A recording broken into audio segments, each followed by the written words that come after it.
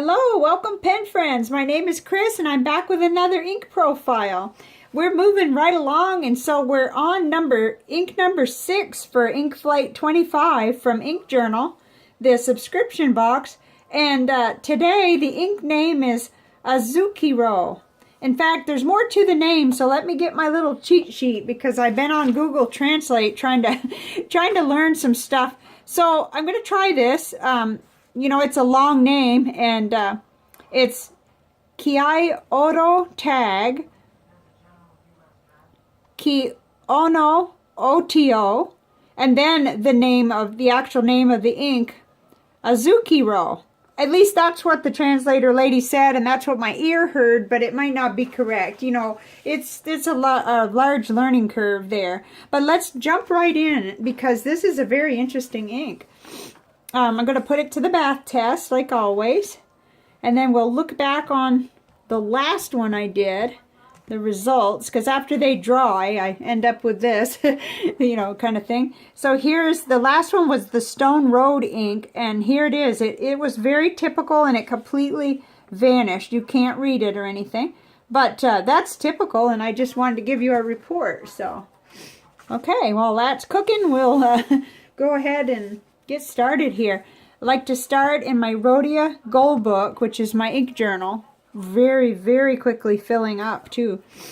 I'm really wanting the brown cover next, but I got to see where I can get it. So, here we go. We've got just one left, so we're getting to see almost the whole palette here on the spread that I did. And let's go right over to it. So, of all the ones so far, and just to refresh your memory, we're all the way down except for the blue one. We've done all of these now. This one is the most saturated so far, in my opinion. It definitely it's a departure from the others in this group anyway, and so automatically I'm going to like it better because I like dark, bright, saturated inks. I like that.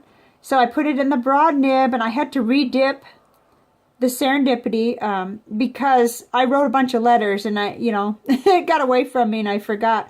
But anyway, there it is in the broad nib and in the Lamy fine nib, which I wanted to make a note about that. Just real quick, I wanted to say that, I'm experiencing some things that not everybody will experience. And I was watching Wasky Squirrel yesterday, and of course he's got different pens and nibs. And so with this ink, when I went from the broad nib to the fine nib, ooh, that was a really dramatic difference. And I think he had a totally different and better experience. So you might want to think about that too, about maybe flex nib or a different, wetter nib, or, because even my broad nib is a steel nib, so it's not the wettest nib in the world maybe. And anyway, that's just a side note. The chromatography on this one was really cool. Let me hold that up there. Hopefully it'll focus. Really dramatic compared to the others that were quite weak in this category, in this group. So my first impressions, I really like the color, but I'm not tempted by this because I already have some favorites in that maroonish kind of color group, which we'll get to look at here in a minute. So let's go ahead and move on to the rest of the notebooks. We have a new notebook today, but that'll be at the end of the notebooks. And this is the little CVS caliber memo book, a 6x4. So I got our ink of the day onto here. And it was saturated enough that it was really nice in the broad nib. This paper can dull the inks, and it did that in the fine nib, but not in the broad nib.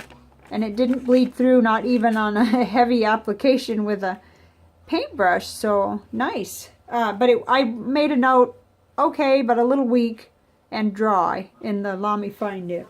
So moving along, here's the little Nemesi Notebook. This paper is really nice. I'm going to miss it. So here we are. Because it's filling up, I've got my eye on it. This one likes to show us the full range of the dark to light here. I like how it looks after we paint it on. And I put it in the Moon Man glass nib, and it held up so well. Like, I didn't have to re-dip on this one at all. It did was saturated enough to go all the way through. The writing that I wanted to do got finished, in other words. So thought that was nice.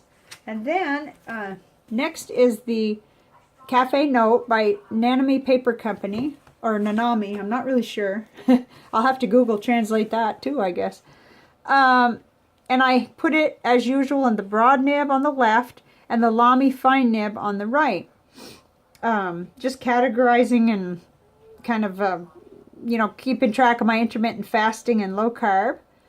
The biggest challenge right now for me is no longer, you know, weight. It's more scheduling. Scheduling so that, because I like a really pretty narrow eating window of 6 hours, and it creates difficulty with what we want to do with our day, or, you know, trying to eat with your spouse is difficult if you're not on the same wavelength. So we're working through that, and I'm determined to stay the course and be healthy.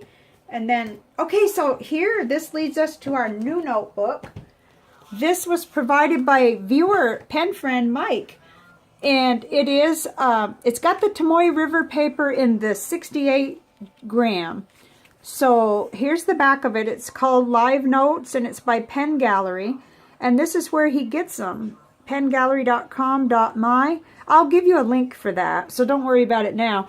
But he's paying like $3.14 for these. 64 pages. It's A5 size. And I did recognize that there's $18 shipping, but if you order enough, you won't have that. So, you know, you might want to get together with other people or make a large order. It comes from Malaysia. So this will give us an opportunity going forward and today to see our inks on this paper. And I've never written on this kind of paper before. Just the other Tomoe River paper I've written on, as far as I know, has been 52 gram. I've never been quite sure about the Cafe Note, what that is. But it is very nice on here. It displays the ink really beautifully. It's really smooth. It's thicker. I'm not really bothered, though, by the thin Tomoe River paper. I kind of like the crinkliness. But I did want to go ahead and... So we're going right into... This will be next anyway, so let's look at them together. It's not apples to apples, because on the left here is the 52 gram Tomoe River paper on white. So we got to keep that in mind. And then here we are on the 68...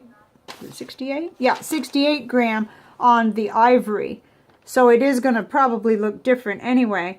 But they're both really, really nice. It was nice. It was darker on this. Now, I don't know quite why. Let's hold this one up and see. It was just really nice on there. So I've already got a favorable impression. So I guess that was a segue onto the individual paper samples. Although I did want to flip over and take a look at the back. It tries to bleed through, but it just does that when you paint ink on. It does that on here too, where you can see it trying to come through. Whoops, it'd be nice if we had focus.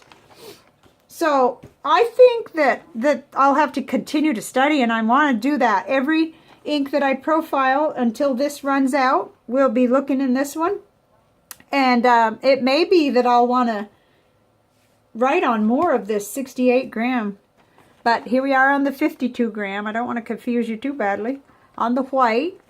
And it looked nice on there. This is typically what I use for letter writing, but I use the ivory, or cream. Cream it's called, not because this is white. So, okay, and it looked good, and it held up even in the fine nib. And here is the Clairefontaine 90 gram French ruled paper. Really nice paper, held up on there quite well, even in the fine nib. So I'd say the flow, it was great, and the saturation is much improved in this one than in some of the others we saw in this group. Here's Rhodia 80 gram dot grid on the white. And this is really nice on here. Very, very standard, but nice. Let's see. Didn't even try to go through that, so that's good. And then next is Hamlin Optic 90 gram paper. There we go. top, of course, broad, and Lamy fine nib on the bottom.